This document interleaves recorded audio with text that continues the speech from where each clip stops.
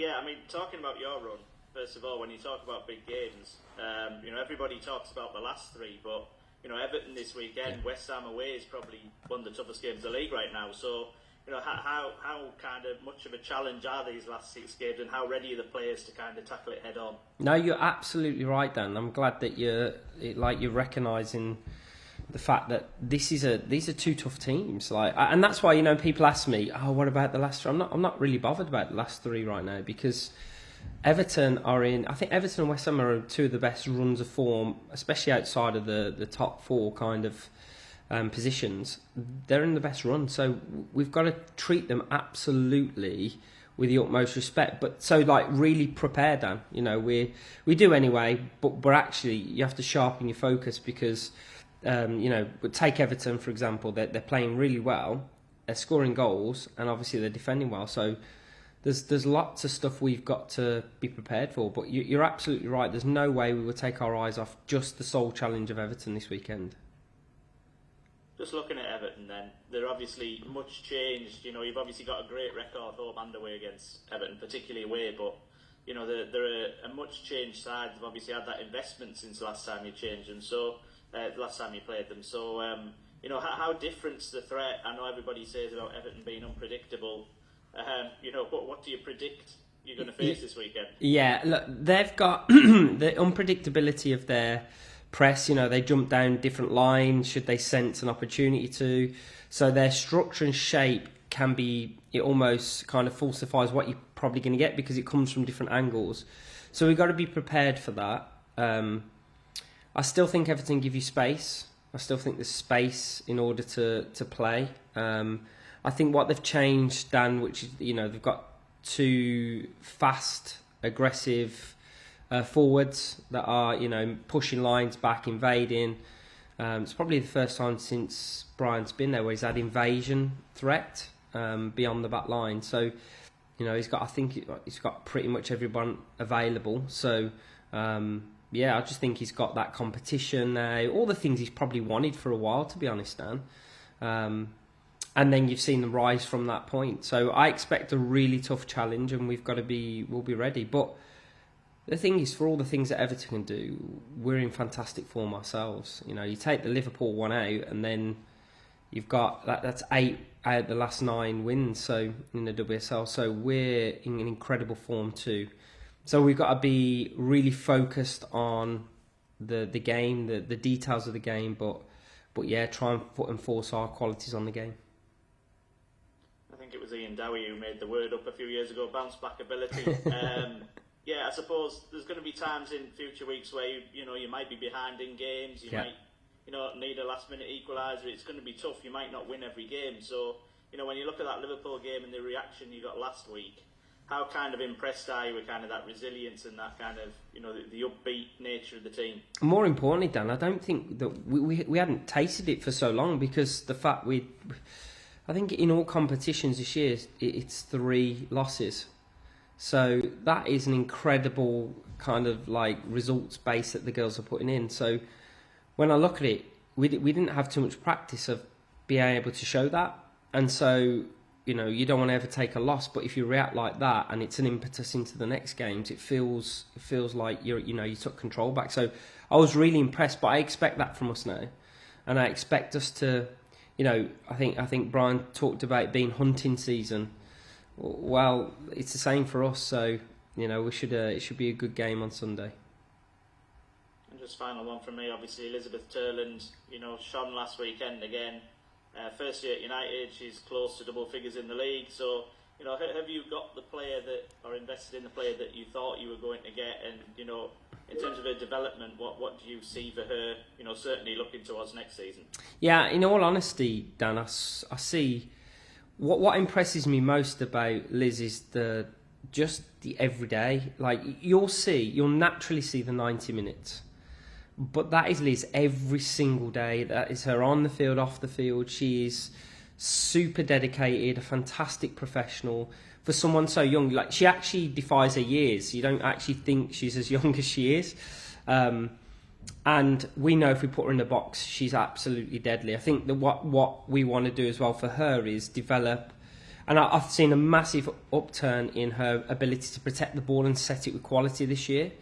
So I think those are the factors outside the box. But in the box, I just think she has this predatory instinct that allows her to be in the right position a lot of the time. And if we deliver the ball, then she's deadly. So I've been really impressed with her as a person, more importantly. But actually, when I see there's still so much growth outside the box, development, link-up play, I still think she's going to get so much better. But she's exactly what I hoped for, but I've got more than I wanted. That's brilliant. Thanks for that, Mark. Best luck. No, thank you, mate. Thanks, Dan. Catherine? Morning. Good morning. Feels very odd just being... Make it feel less odd and more friendly. Yeah. So ask nice questions. Ask nice questions. That's how we keep it nice. Ask nice questions. Okay.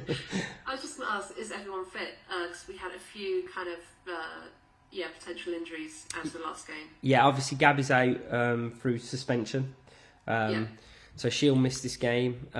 But everybody else. So Celine trained the other day. Anna trained the other day. Leah did. I think I've got almost everyone back in today, so should be a full squad, barring obviously Evie Rabjohn, but everybody else is ready to train today. Oh, excellent. Another quick, I'll focus on nice questions.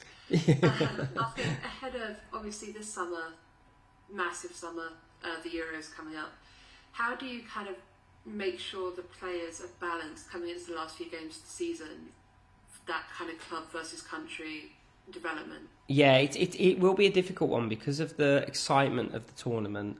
It naturally is in the back of the minds of the players. You know, we have players that will go on with good teams that will hopefully go on with a chance of winning it. So it's difficult because it's always there, but all I can really do is get them focused on our task, which is, trying to make Champions League, trying to finish as high as possible, trying to win, try and get through to the FA Cup final and try and win that. So there's plenty for us to play for. And then really, once the season finishes, I think it's just keeping them in a space where, it might be extended training opportunity, so that they have that break, but they don't come back to the Euros with an injury risk, because I think that's really important. It's a fine balance between switching off and staying ready. But with the support they have around them now, and obviously from the national teams that we're speaking to, there's a lot of support there for that. So that's how we'll do it. And then really just leave the door open for anyone that wants to come and talk about, like, if they want to alleviate some of those, they might feel a bit of anxiety around, am I going to get selected or not? Because it's a big deal. So I think it's just leaving support in the place for that as well.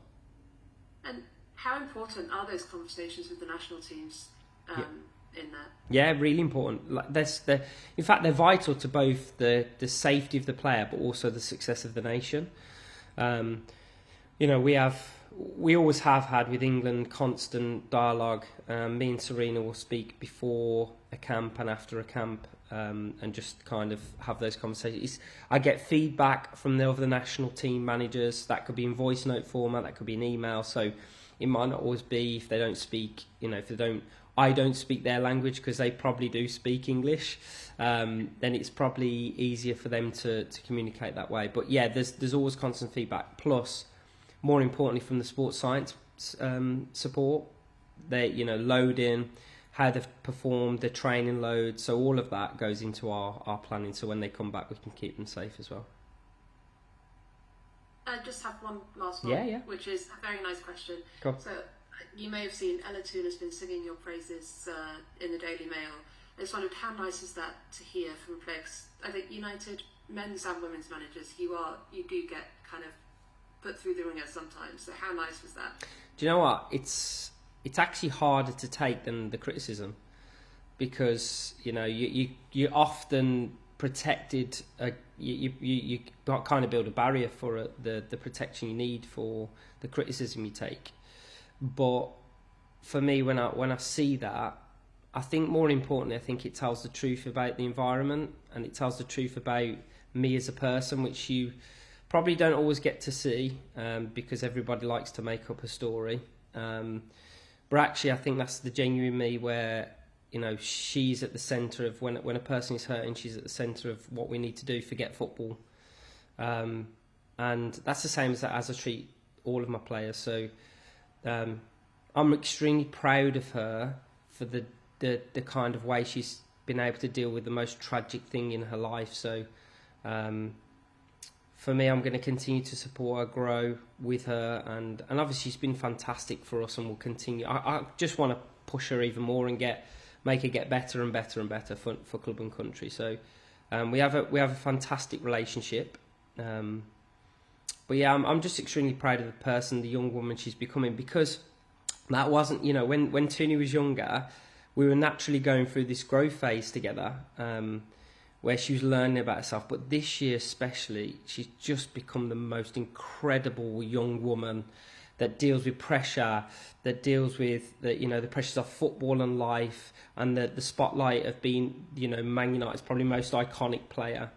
And for us, I'm just so proud of her. So forget all the things she said about me. I kind of reciprocate that and give it straight back to her. Brilliant, thank you. And thank you, Catherine. Thank you. Cheers, Dan.